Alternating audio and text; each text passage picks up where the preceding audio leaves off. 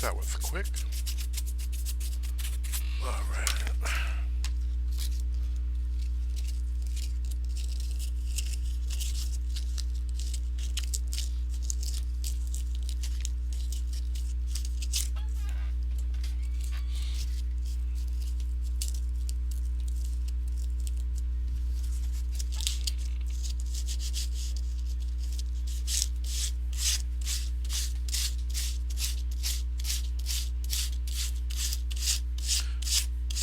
And as usual, once I am done with this, I'll hit it again with the heat gun.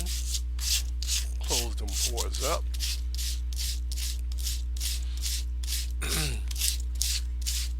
Put a little bit of the hot glue on the backside there, and I'll be ready to put it in place once the hot glue dries.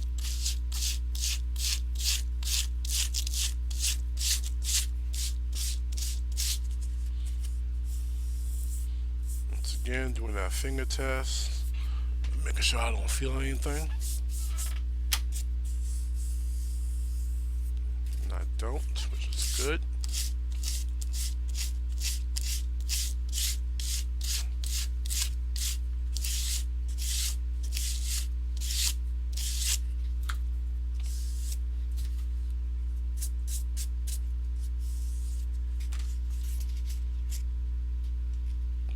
Alright, cool.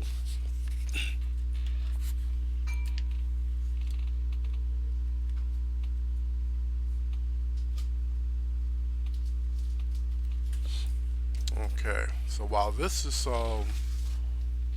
cooling down, I want to start working on the studs.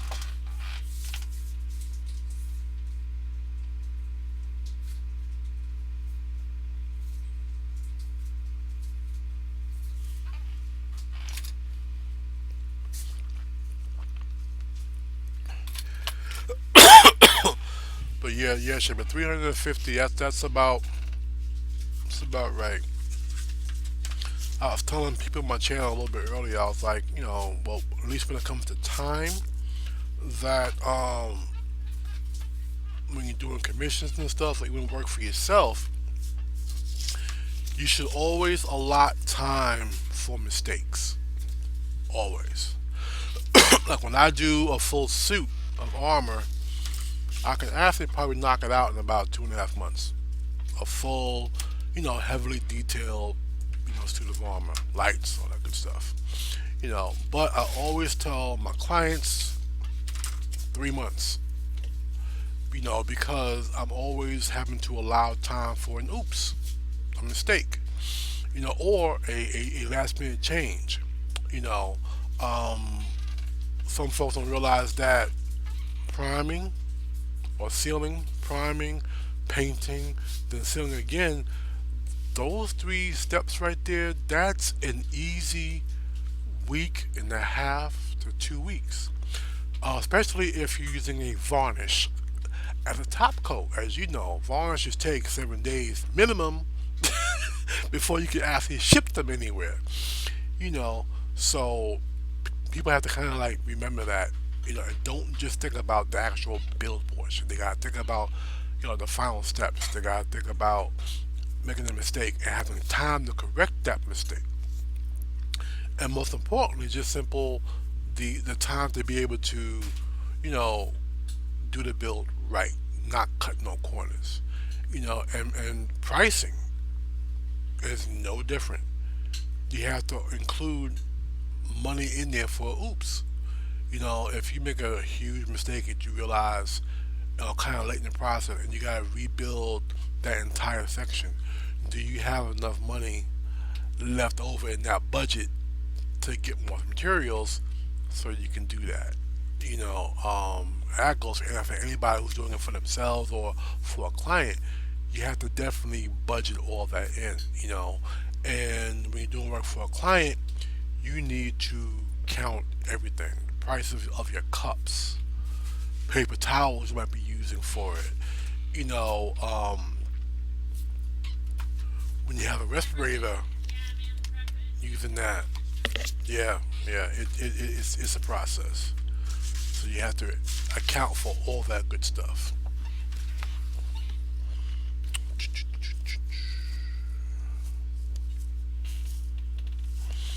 And speaking of that, believe today I'm gonna have to go back out after the stream, and I gotta buy some more razor blades because I am out of my regular blades. So yeah, got to get that. All right, so let's see. Are you ready? Yes. Okay. Cool. All right, so I'm gonna go ahead and glue this to that. Once again, get the pencil out. Make sure my sides match up the way it should. And I'm just gonna go ahead and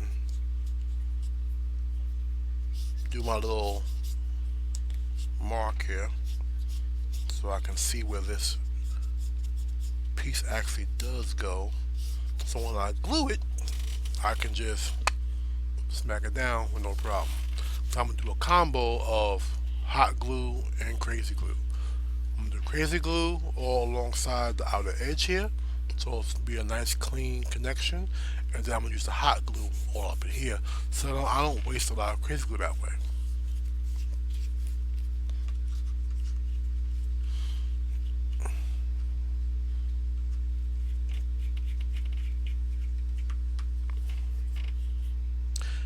So you know, I can't wait till I can afford a house with a garage, so I can just use barge. Barge is some great stuff, but you need a lot of ventilation for it. Cause I ain't trying to find no brain cells. I need the little bit that I do have.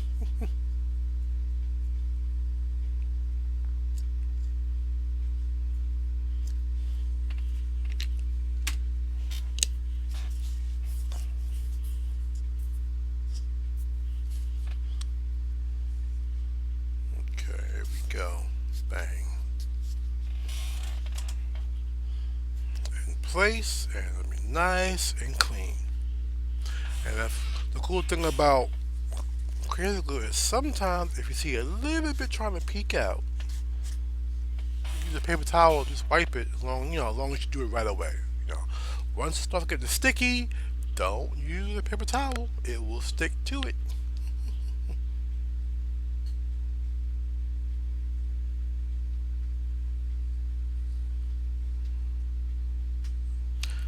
So once this sets a couple more seconds, I'm going to go ahead and once again just rinse and repeat on this side, but I'm also going to put a bead of crazy glue all along this edge here so it anchors itself to this piece here really, really good.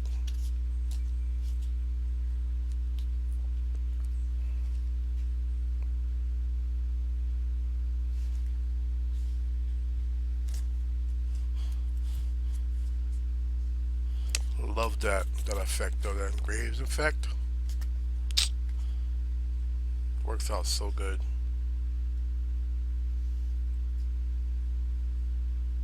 Okay, that's good to go.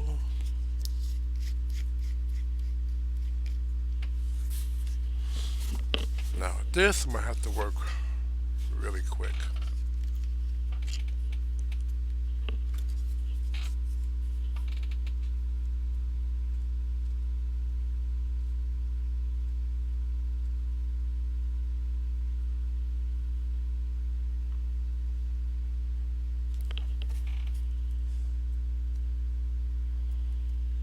Going all on the edge.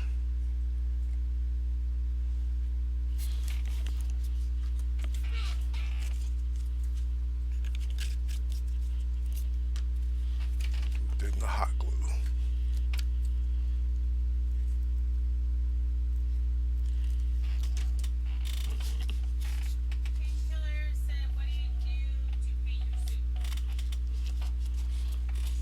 Well, I kind of go the long way painkiller basically. I first seal my phone.